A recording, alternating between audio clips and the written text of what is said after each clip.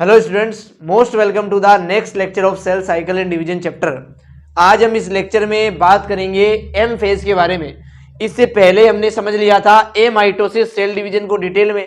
उसके बाद हमने सेल साइकिल के बारे में समझा था और सेल साइकिल में आने वाले चेक पॉइंट्स भी मैंने आपको समझा दिए थे।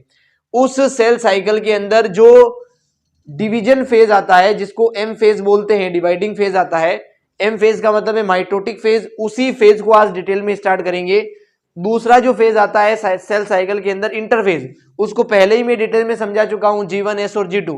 तो आज एम फेज यानी कि माइटोटिक फेज को डिटेल में समझने की बारी आ चुकी है। तो आप हेडिंग बना ले माइटोटिक फेज। इस माइटोटिक वर्ड को शॉर्ट में एम लिखा जाता है, इसलिए इसी को बोलते हैं क्या, एम फेज भी इसी को बोलते हैं।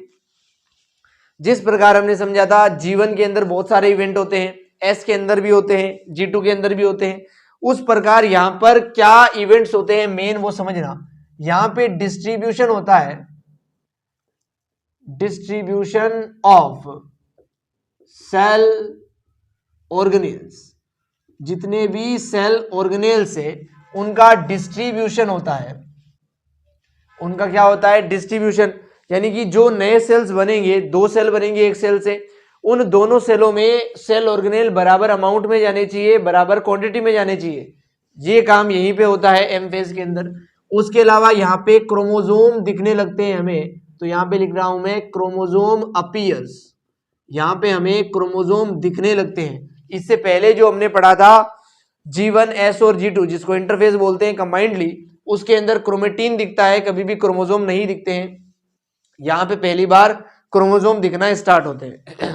अगर मैं थोड़ा सा समराइज करता हूं आपके सामने G1, S और G2 के बारे में। इस G2 के बाद क्या आता है, एम फेज आता है बेसिकली।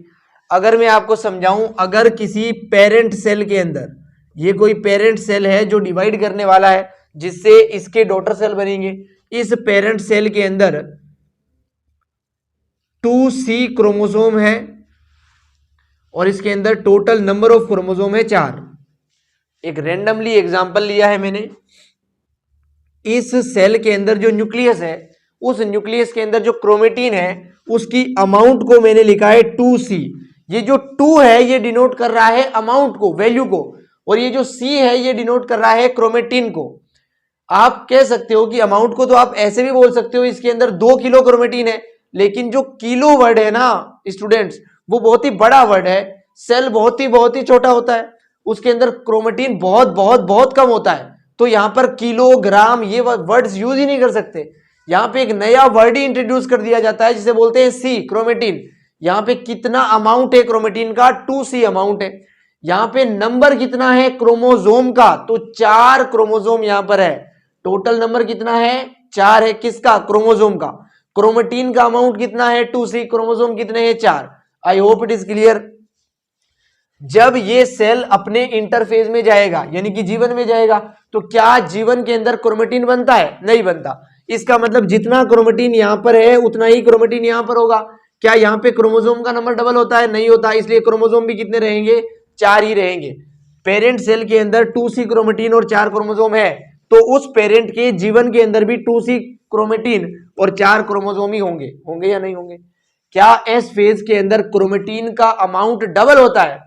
इसका मतलब यहां पर अगर 2C क्रोमेटिन है तो यहां पे कितना क्रोमेटिन होगा, 4C हो जाएगा, डबल। क्या यहां पे क्रोमोसोम का नंबर डबल होता है, नहीं होता है। हमने लिखा था remains same, number of chromosome is remain same. तो यहां पे क्रोमोसोम अभी भी कितने होंगे, 4 ही होंगे। क्रोमोसोम का नंबर अभी तक डबल नहीं हुआ है, इस फेज में पूरे में नहीं होता है। यहां पर क्रोमेटिन डबल हो गया। क्या G2 के अंदर क्रोमेटिन डबल होता है, नहीं होता। इसलिए जितना पहले था उतना ही अब रहेगा। क्रोमोसोम का नंबर और क्रोमेटिन में कुछ भी छेड़खानी नहीं हुई। एम फेज के अंदर बेसिकली ये जो क्रोमेटिन है ये तो उतना ही रहेगा, 4C, और ये जो क्रोमोसोम है ये क्या हो जाते हैं, डबल हो जाते हैं। हम देखेंगे एम फेज के अंदर भी 4-5 स्टेट आएगी, मैं बताऊंगा आपको। जो कैरियोकाइनेसिस है उसके अंदर भी प्रोफेज, मेटाफेज, एनाफेज, टेलोफेज आएगा। उस एनाफेज स्टेज के अंदर ये क्रोमोसोम क्या हो जाएंगे, 8 हो जाएंगे। तो इस एम के अंदर 4C, 4 भी आपको मिलेगा और 4C 8 भी आपको मिलेगा। जब ये 4C 8 बन जाता है तो ये बराबर अमाउंट में 2 डॉटर सेल में जाएगा। इसका भी आधा चला जाएगा एक सेल में और इसका भी आधा चला जाएगा इसी सेल में। दूसरा जो सेल है, जो आधा इसका बचा 2C वो इधर आ गया और जो 4 ये क्रोमोसोम बचे वो इधर आ गए। क्या मैं आपको समझा पा रहा हूं? बिल्कुल समझा पा रहा हूं। क्रोमोसोम कहां पे डबल हुए हैं, क्रोमेटिन कहां पे डबल हुए हैं, डबल होने के बाद दो सेल में डिवाइड होके कुछ इस प्रकार से ये दो नए सेल बन गए हैं। ये पहले वाला पेरेंट सेल था। क्या आप ये देख पा रहे हो कि जो क्रोमेटिन का अमाउंट और number of chromosome parent cell के अंदर है, वही क्रोमेटिन का अमाउंट और नंबर ऑफ क्रोमोसोम किसके अंदर है? डॉटर सेल के अंदर है। इन दोनों को क्या बोलेंगे? डॉटर सेल बोलेंगे। डॉटर सेल के अंदर और पेरेंट सेल के अंदर क्रोमोसोम और क्रोमेटिन का अमाउंट और नंबर दोनों क्या है? बिल्कुल ही आइडेंटिकल है, सेम है। इसी को बोला जाता है माइटोसिस। क्या बोला जाता है? माइटोसिस। एक टाइप का सेल डिवीजन है जिसको अब हम डिटेल में स्टडी करेंगे। इसी माइटोसिस वर्ड को समझाने के लिए मैंने आपको एक्सप्लेन किया है कि माइटोसिस के अंदर क्या होता है। जैसा सेल के पेरेंट के अंदर कॉम्पोजिशन है क्रोमेटिन और नंबर ऑफ क्रोमोसोम का, वही उसके डॉटर सेल के अंदर होता है। लेकिन ऐसा मियोसिस के अंदर नहीं होता है। मियोसिस के अंदर यहाँ पे 4 सेल्स बनते हैं जिनके अंदर क्रोमोसोम का नंबर क्या हो जाता है? हाफ हो जाता है बेसिकली। अगर मैं इसी एग्जांपल को मियोसिस के लिए भी करूं तो मियोसिस के अंदर यहां तक तो बिल्कुल सेम होगा G2 तक, लेकिन जो M फेज आएगा, चलो मियोसिस की बात जो है बाद में ही करते हैं क्योंकि ये थोड़ा कॉम्प्लेक्स हो जाएगा अभी के लिए आपके लिए मामला। फिर भी मैं थोड़ा सा समझा रहा हूं। अगर कोई सेल आपके पास 2C और 4 अरेंजमेंट के अंदर है, यही एग्जांपल मैंने लिया है, जब ये मियोसिस करके निकलता है तो बेसिकली 4 सेल बनते हैं कुछ ऐसे। जब इंटरफेज आता है इनके बीच में तो ये क्रोमेटिन क्या होता है? डबल होता है। जब क्रोमेटिन डबल हो जाएगा तो क्रोमोसोम का नंबर तो डबल होगा नहीं। क्रोमोसोम का नंबर अगर डबल नहीं हुआ है तो यहां पर क्रोमोसोम टूटते भी नहीं है। यहां का जो एनाफेज आता है उसमें क्रोमोसोम टूटते हैं और डबल हो जाते हैं, लेकिन यहाँ पे क्रोमोसोम टूटते नहीं है, इसलिए डबल नहीं हो पाते। यानी कि ये जो क्रोमोसोम है वो एक बार तो डबल होते हैं। मियोसिस के भी 2 स्टेप होते हैं, मियोसिस 1 और मियोसिस 2। मियोसिस 1 के अंदर वो सब होता है जो एक्चुअल मियोसिस में होता है और मियोसिस 2 के अंदर वो होता है जो माइटोसिस के अंदर होता है। ये कॉम्प्लेक्स हो चुका है मामला, इसीलिए मैं बताना नहीं चाह रहा था, फिर भी अब इतना सुन लिया है तो सुन लो। ये जो सेल है जब इसके अंदर 4 के अंदर डिवाइड होगा तो इनका कॉम्पोजिशन कैसे रहेगा, बहुत ध्यान से देखना। क्रोमेटिन का अमाउंट अभी भी कितना रहेगा? 2C रहेगा। इसका मतलब जो एस फेज के अंदर घटनाएं होती है वो इन दोनों के अंदर जरूर से होगी, लेकिन जो क्रोमोसोम का नंबर है यहां पे क्या हो जाएगा? हाफ हाफ हो जाएगा। एक बार तो डबल होता है, 4 का अगर डबल करोगे तो कितना बनेगा? 8। 8 को अगर 4 सेल में बांटोगे तो कितने बनेंगे? 2-2। इसीलिए एक बार यहां पे डुप्लीकेशन होता है क्रोमोसोम की संख्या का, जो मियोसिस 1 में होता है लेकिन 2 में नहीं होता है बेसिकली। तो इसको डिटेल में करेंगे, डोंट वरी एट ऑल। अभी आपको सिर्फ इतना समझना है कि माइटोसिस और मियोसिस 2 सेल डिवीजन है जिसमें हम माइटोसिस को अब डिटेल में स्टार्ट करने वाले हैं। सो मैं उम्मीद करता हूं इतना समझ में आया होगा, और डिटेल में समझाते हैं आपको धीरे धीरे।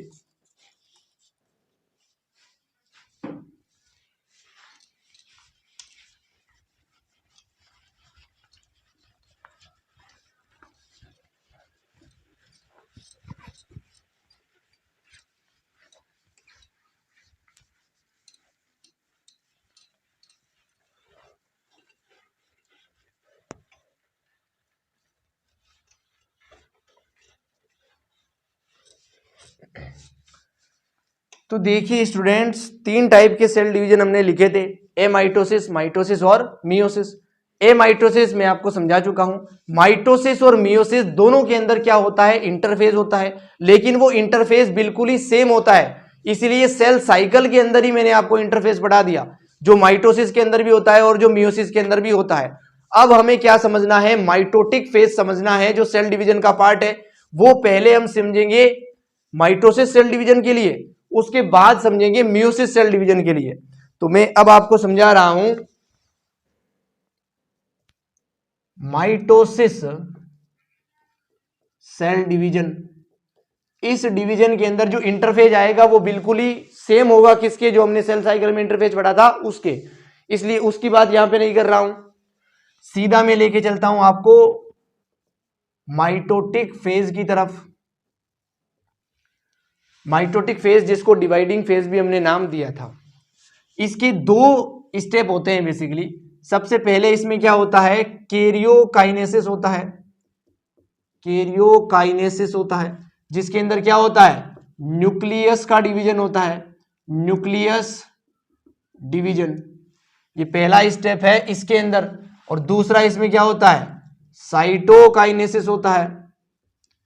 साइटोकाइनेसिस का मतलब क्या है, साइटोप्लाज्म का डिवीजन बेसिकली।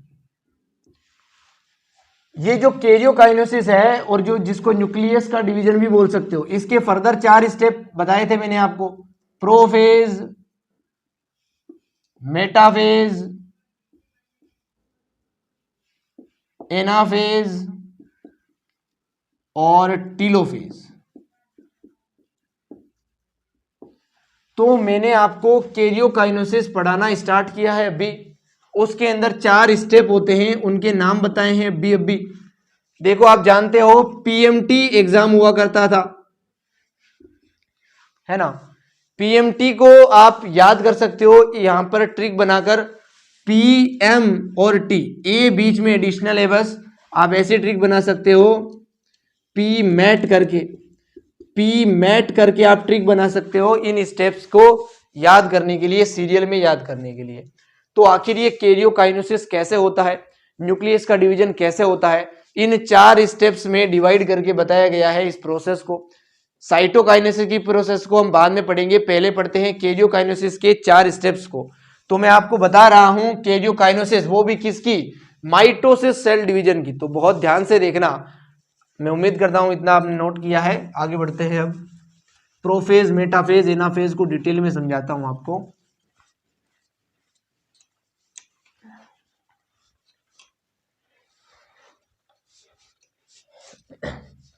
सबसे पहले बात करते हैं हम प्रोफेज के बारे में।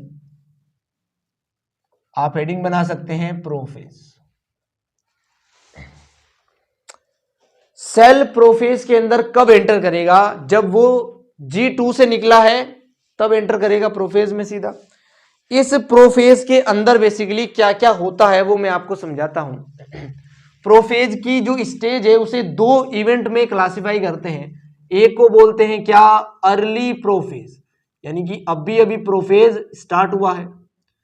एक को बोलते हैं लेट प्रोफेज, क्या बोलते हैं, लेट प्रोफेज, अर्ली प्रोफेज और लेट प्रोफेज।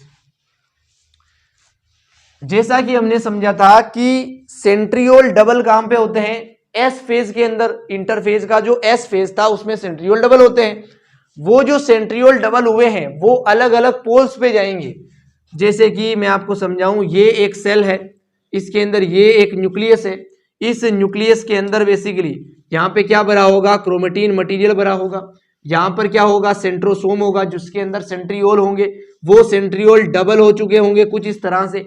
ये जो डबल सेंट्रियोल है ये अलग अलग पोल्स पे आएंगे, एक आएगा इधर और एक आएगा इधर। इनके आने के लिए जो रास्ता बनेगा वो इसी फेज में बनना स्टार्ट होता है और ये आना स्टार्ट भी हो जाते हैं।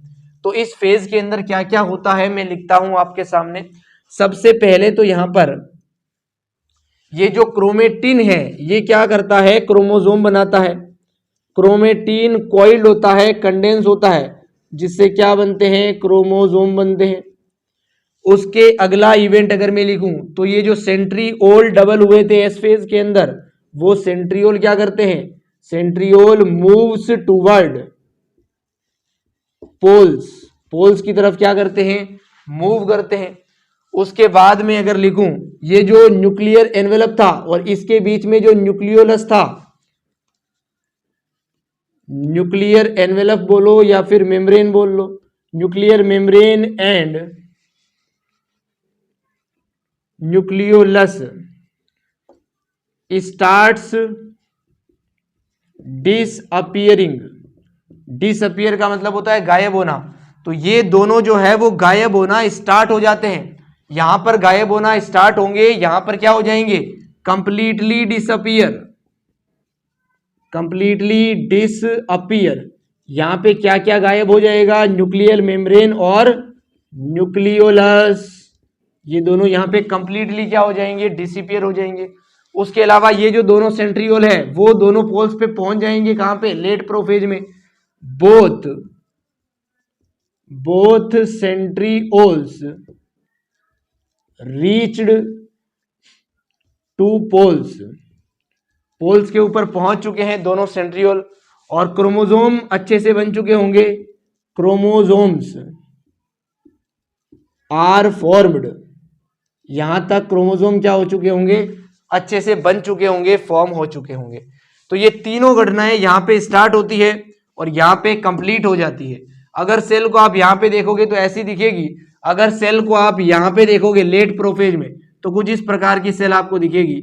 इस सेल के अंदर जो क्रोमेटिन था उन्होंने कुछ इस टाइप के क्रोमोसोम बना लिए हैं, ये क्रोमोसोम बन चुके हैं, और इन क्रोमोसोम के बाहर कोई भी न्यूक्लियर मेम्ब्रेन और इनके बीच में कोई भी न्यूक्लियोलस नहीं है, वो डिसअपियर हो चुके हैं। और दोनों पोल्स के ऊपर आपको क्या दिखेंगे, सेंट्रियोल दिखेंगे कुछ इस टाइप के। आई होप मैं आपको समझा पा रहा हूं। पहले कुछ इस टाइप की सेल दिख रही थी, अब कुछ इस टाइप की सेल आपको दिखेगी। आपको मैंने लिखाया था कि G2 फेज के अंदर जो इंटरफेज की एक स्टेज है उसके अंदर ट्यूबुलिन प्रोटीन बनता है। उस ट्यूबुलिन प्रोटीन से क्या बनते हैं, स्पिंडल फाइबर बनते हैं। तो वो ट्यूबुलिन प्रोटीन से स्पिंडल फाइबर बनाने का जो काम है वो यहीं पे स्टार्ट होता है। तो formation of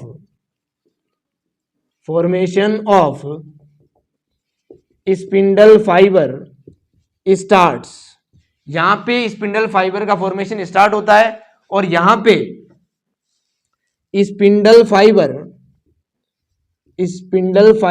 starts to attach on chromosome. यहां पे वो स्पिंडल फाइबर क्रोमोसोम से जुड़ना स्टार्ट भी कर देते हैं, लेकिन ये पूरी तरह से जुड़ नहीं पाते हैं, अच्छे से जुड़ नहीं पाते हैं। तो अनकंप्लीटली, ये वर्ड भी आप लिख लेना, कंप्लीटली नहीं जुड़ पाते हैं, अनकंप्लीटली तरीके से, अपूर्ण तरीके से, अधूरे तरीके से ये फाइबर क्रोमोसोम से जुड़ते हैं। क्रोमोसोम के अंदर भी जो बीच का पॉइंट होता है उसे सेंट्रोमियर बोलते हैं, मैंने आपको समझाया था लास्ट चैप्टर में। उसी सेंट्रोमियर के ऊपर काइनेटोकोर बॉडीज होती है, उसी काइनेटोकोर बॉडी से क्या जुड़ते हैं, स्पिंडल फाइबर जुड़ते हैं बेसिकली, जो यहाँ पे जुड़ना स्टार्ट हो जाते हैं अनकंप्लीटली तरीके से बेसिकली। तो मैं उम्मीद करता हूं मैं इतना आपको समझा पाया हूं। So you please note this, then we further move on.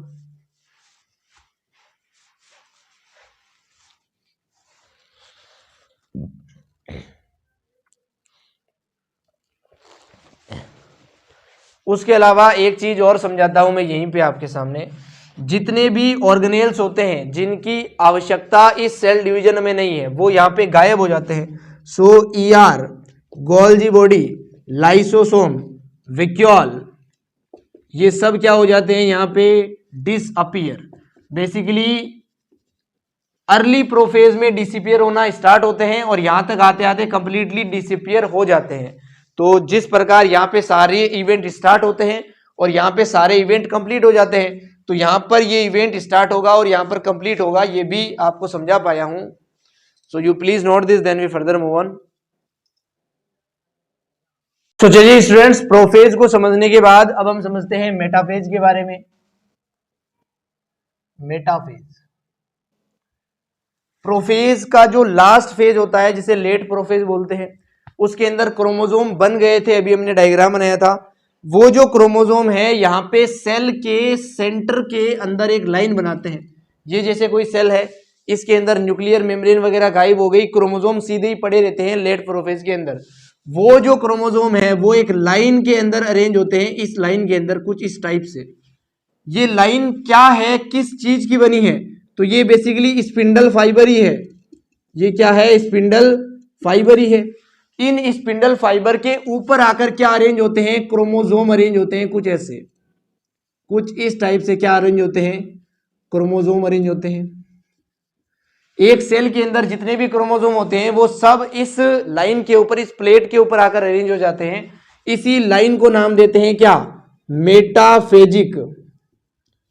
Metaphasic plate इसी को बोलते हैं, या फिर इसे इक्विटोरियल प्लेट भी बोलते हैं। मेटाफेजिक प्लेट या फिर इक्विटोरियल प्लेट, दोनों नाम किसके हैं, इस लाइन के नाम है। इसके ऊपर क्रोमोसोम आकर क्या हो जाते हैं, अरेंज हो जाते हैं इस मेटाफेज स्टेज के अंदर। और जो सेंट्रियोल थे वो अभी भी पोल्स पे हैं, जो कि लेट प्रोफेज में ही पोल्स पे चले गए थे। उनसे जो स्पिंडल फाइबर अनकंप्लीटली तरीके से जुड़े हुए थे क्रोमोसोम से, वो अब कंप्लीटली तरीके से जुड़ जाते हैं। किससे जुड़ते हैं, kinetochore bodies of the centromere of the chromosome से जुड़ते हैं। अंडरस्टूड और नॉट? ये जो बने हैं स्पिंडल फाइबर, यहां पे दो टाइप के स्पिंडल फाइबर बनते हैं, ध्यान से देखना।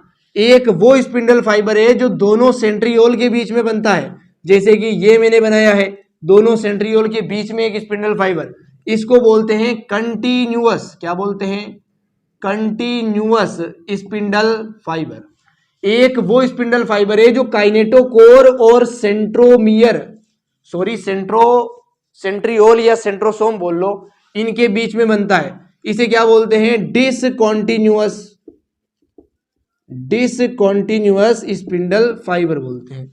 तो continuous spindle fibre between two centriole बनता है, और discontinuous spindle fibre between centriole and centromere बनता है। तो I hope it is clear to you.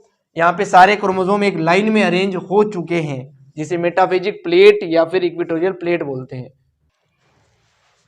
So students, इसके बारे में लिखा नहीं है हमने, इरेज बाद में करेंगे, पहले लिख लेते हैं। यहाँ पे क्या हुआ है बेसिकली, यहाँ पे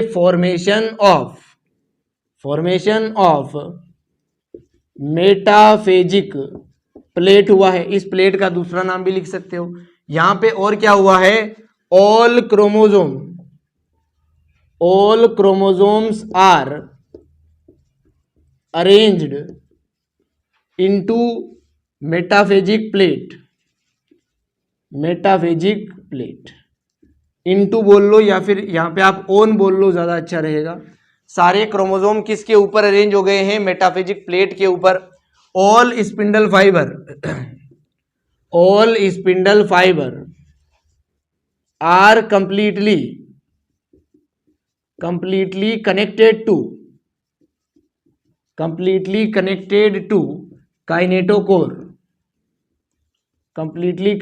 काइनेटोकोर ऑफ क्रोमोसोम्स। सारे जो स्पिंडल फाइबर है वो अच्छे से जुड़ चुके होते हैं। दो टाइप के स्पिंडल फाइबर है, इतना एनसीईआरटी में नहीं दिया, फिर भी मैंने समझाया है केवल, तो लाइन नहीं लिख रही इसके बारे में, बस you please note this then we further move on. तो मैं उम्मीद करता हूं आपने नोट किया है। अब मैं समझाता हूं एनाफेज के बारे में। Basically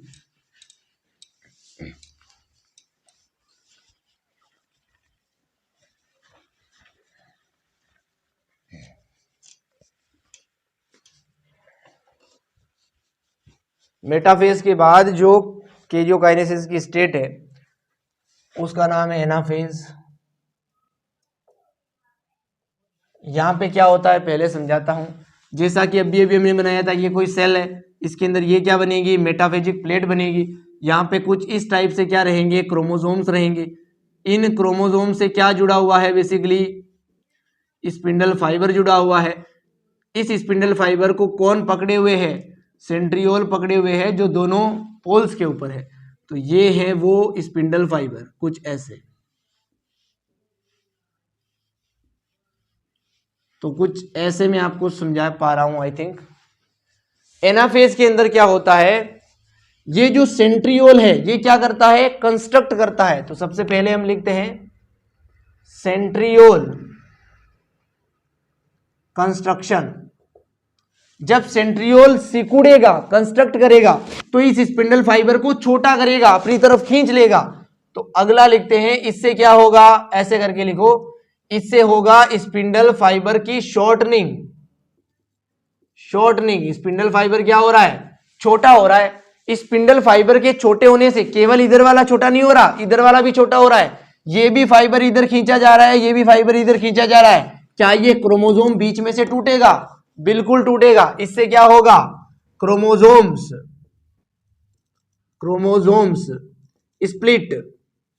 split out into two chromatid. एक क्रोमोसोम दो क्रोमेटिड से बना होता है, इतना मैं आपको पिछले चैप्टर में ही समझा चुका हूं।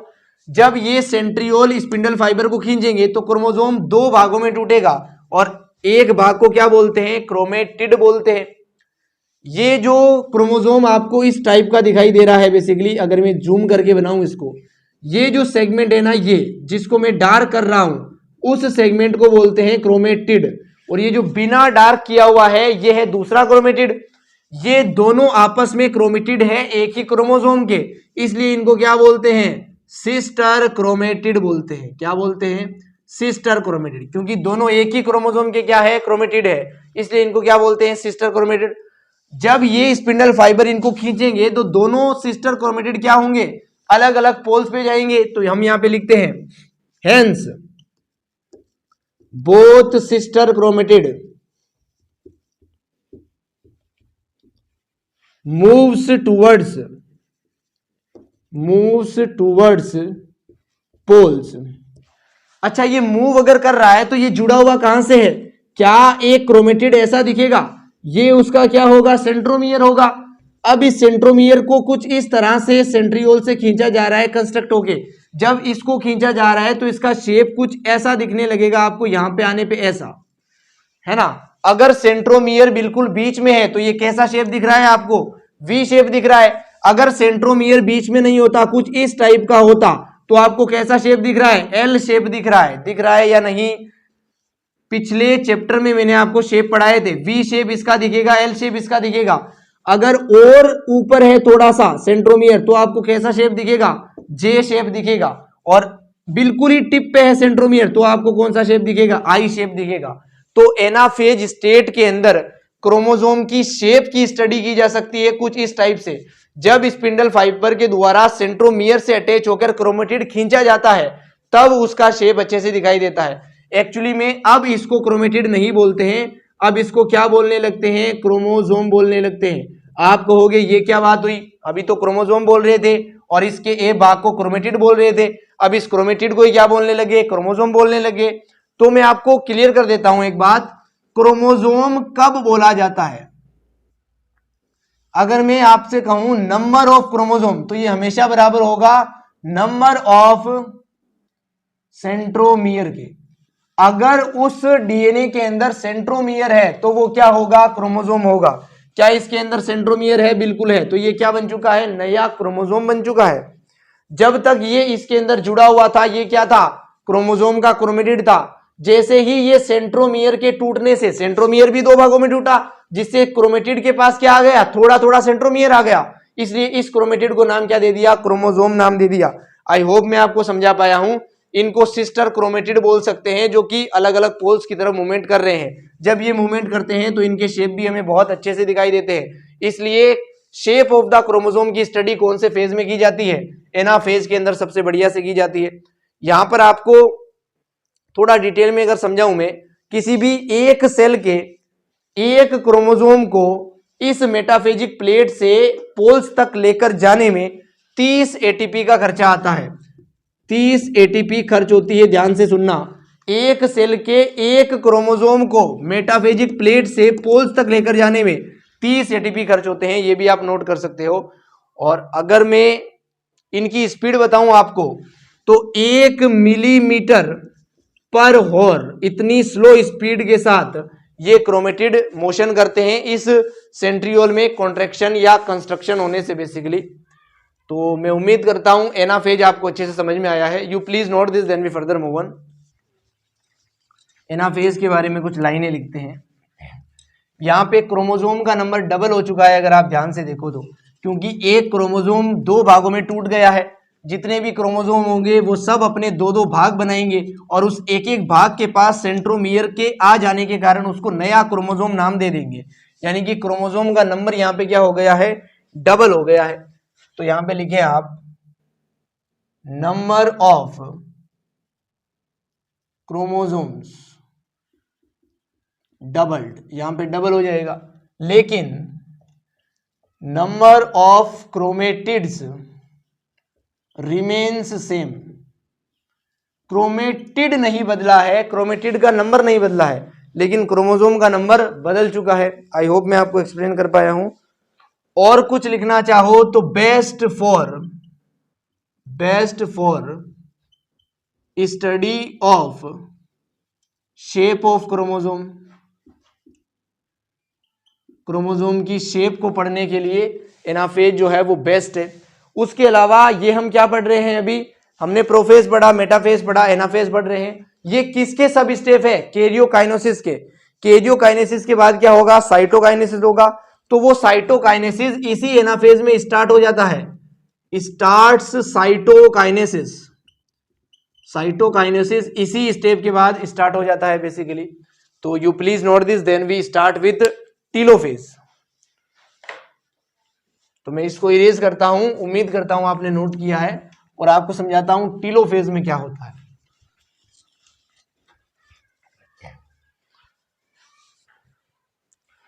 देखना, हम बात करते हैं टीलोफेज की। बेसिकली जो प्रोफेज में हुआ था ना, उसका उल्टा कहां होता है? टीलोफेज में। प्रोफेज के अंदर क्या हुआ था? क्रोमेटीन था। इस क्रोमेटीन से क्या बना था? क्रोमोसोम बना था। यहां पे बिल्कुल उल्टा हो जाएगा, इस तीर का निशान ऐसे कर दो बस। क्रोमोसोम से वापस क्या बनेगा? क्रोमेटीन बनेगा। क्रोमेटीन से क्रोमोसोम बनते समय क्या हुआ था? कोइलिंग हुआ था, कंडेंसेशन हुआ था। यहां पे वापस लूजनिंग होगी, जो कोइल हो गया है वो वापस फोल्डेड को ओपन करेगा, लूजनिंग होगी और क्या बनेगा? क्रोमेटिड बनेगा। यहां पे basically nuclear membrane and nucleolus वापस क्या होते हैं? अपीयर होते हैं। वहां पे डिसअपीयर हुए थे, यहां पे क्या होते हैं? अपीयर होते हैं।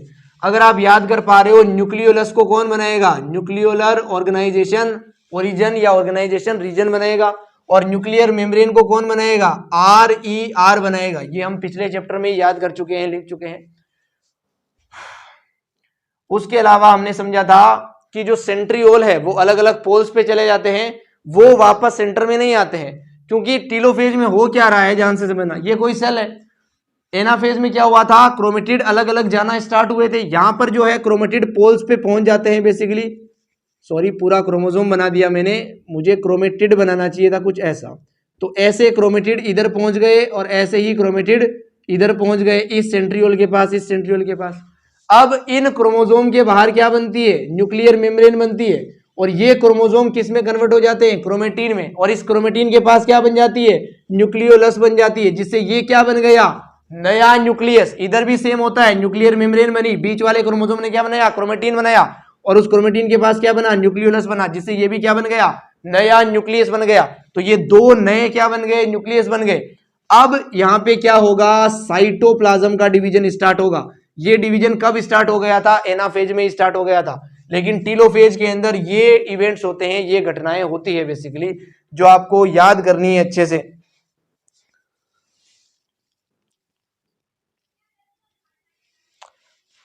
इसके अलावा जितने भी स्पिंडल फाइबर है, जितने भी स्पिंडल फाइबर का काम क्या था? क्रोमोसोम को पोल्स पे ले जाना। क्रोमोसोम तो पोल्स पे आ चुके हैं ऑलरेडी, तो जितने भी स्पिंडल पे फाइबर थे वो क्या हो जाते हैं? अब डिसअपीयर हो जाते हैं, गायब हो जाते हैं। तो ये तीन घटनाएं होती है किसके अंदर? टीलोफेज के अंदर बेसिकली। मैं उम्मीद करता हूं आपको प्रोफेज, मेटाफेज, एनाफेज अच्छे से एक्सप्लेन कर पाया हूं। एक बार फिर से मैं समरी बताता हूं आपके सामने, जिससे कोई भी डाउट ना रहे। एक बार फिर से सारे प्रोसेस की समरी देख लो।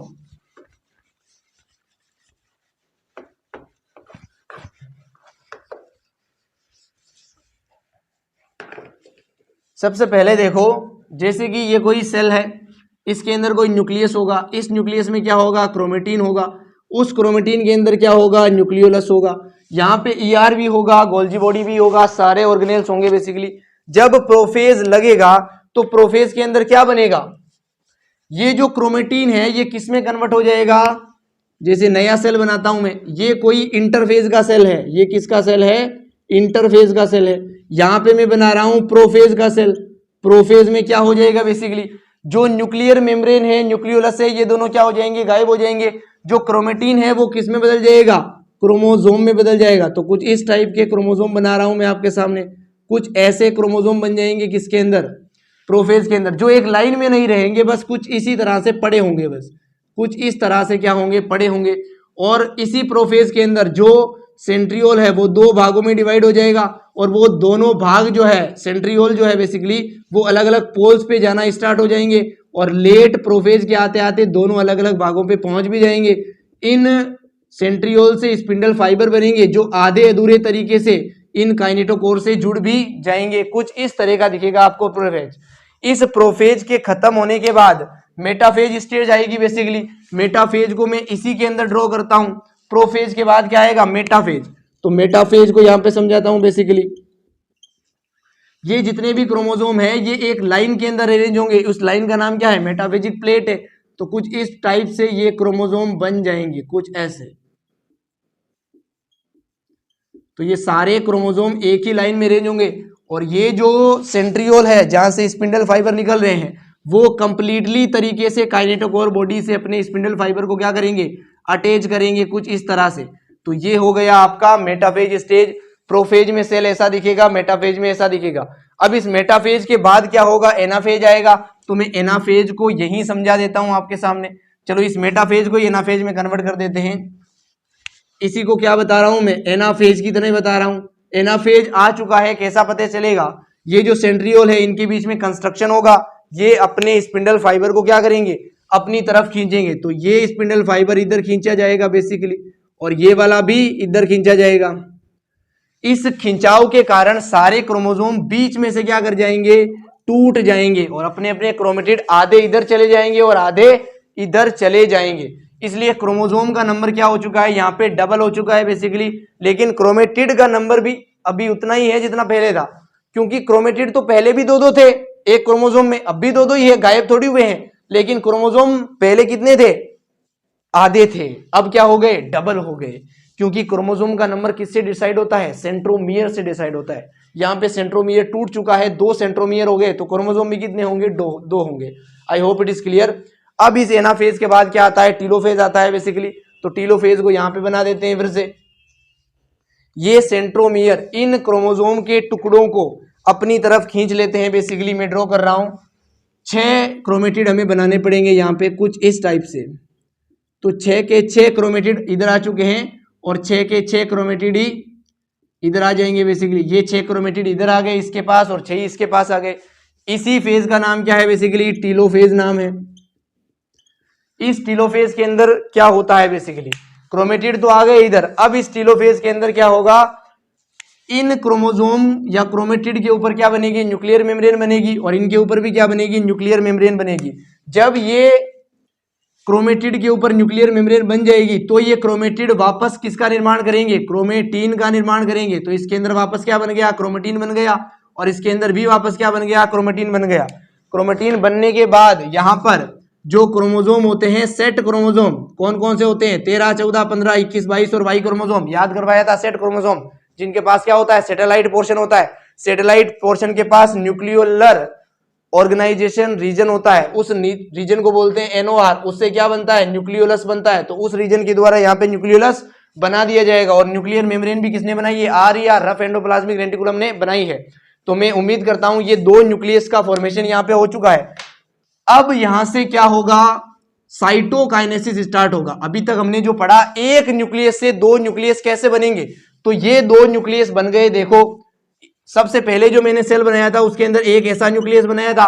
अब देखो ये 2 न्यूक्लियस यहां पे बन चुके हैं। तो इसको प्रोसेस को डिटेल में पढ़ा है हमने, जिसे केजियोकाइनेसिस बोलते हैं।